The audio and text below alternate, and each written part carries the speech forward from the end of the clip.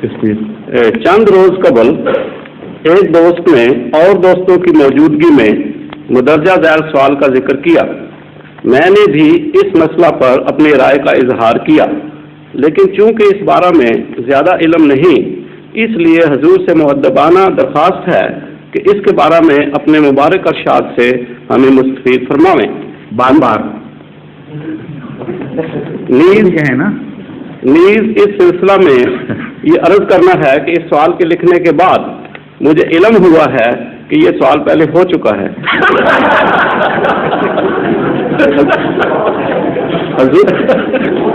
حضور اگر صاحب ٹھیک یاد کرتے ہیں نا وہ، اگر یہ سوال نہ کریں تو رونق نہیں پیدا ہوتی ہے.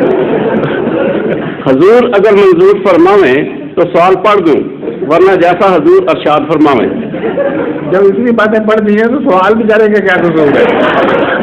سوال یہ ہے کہ حضرت رسول مقبول صلی اللہ علیہ وسلم نے فرمایا ہے کہ اگر کوئی شخص بیمار پڑ جائے تو بیماری کی وجہ سے اس شخص کو جو تکلیف پہنچتی ہے اس سے اس شخص کے گناہ معاف ہوتے ہیں. دیکھا گیا ہے کہ چھوٹے بچوں کو بعض اوقات شدید بیماریوں کا سامنا کرنا پڑتا ہے. چونکہ چھوٹے بچے بے گناہ ہوتے ہیں، سوال یہ ہے کہ ان کو اس قسم کی بیماریوں کا سامنا کیوں کرنا پڑتا ہے، اور ان کے وہ کون سے گناہ ہیں جو بیماریوں کے نتیجہ میں معاف ہوتے ہیں. یہ سوال اگر آپ حدیث کے اصل الفاظ پڑھتے تو زیادہ بہتر تھا. جب ایک سوال کرنے والا سوال تیار کرتا ہے تو اس کے لیے تو کوئی مشکل نہیں ہے کہ وہ اصل حدیث دیکھ لے، اس کے الفاظ دیکھے.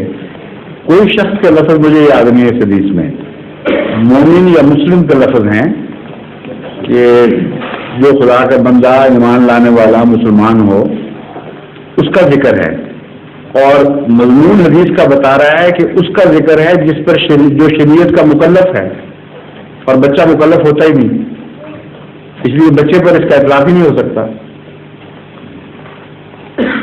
جو شخص شریعت کا مکلف ہو اس کا ذکر چل رہا ہے یہاں. مومن اور مسلمان جو بالغ ہے اس کے متعلق فرمایا جو تقویٰ کے ساتھ زندگی بسر کر رہا ہے، اللہ تعالیٰ اس کے ساتھ ایسا رحم کا معاملہ کرے گا کہ اگر اسے دنیا میں کوئی تکلیف پہنچے گی تو اس کے بدلے میں اس سے جو گناہ اور لفظیں سرزد ہو رہی ہیں وہ بعد میں ان کو اس کے جزا دے دے گا، ان کو ان کی معافی کے ذریعے. یہ ہے مسئلہ. بچوں کا تو تعلق ہی نہیں اس میں آتا.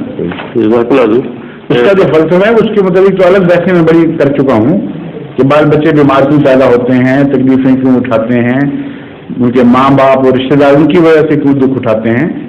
یہ اس پہ تو میں بہت کچھ کہہ چکا ہوں. آپ کیسے دیکھ لیں، آپ کو بلکہ آپ شامل ہوئے ہوں گے مجالس میں.